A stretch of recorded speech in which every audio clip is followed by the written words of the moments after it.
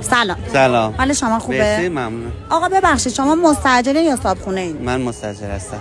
امکانش هست با صاحب ملکتون تماس بگیرید بگید این ماه نمیتونید از خرج و مخارج کرایه خونه بر بیاید، اگر امکانش هست ماه بعدی رو 2 تا واریز میکنید.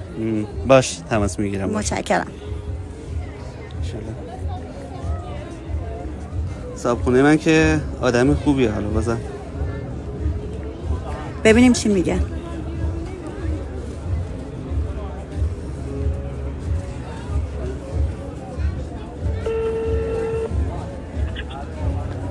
الو. سلام، خوبین آقای رضایی؟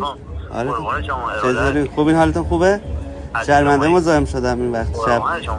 میگم من اجاره این ماهو یه ذره مشکلات پیش اومده، نمیتونم پرداخت کنم.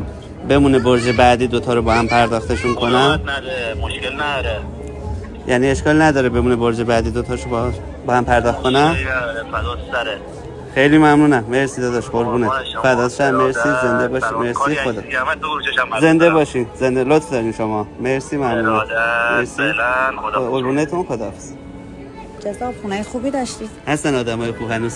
خیلی متشکرم. مرسی، زنده باشین. زنده باشین. خداحافظ.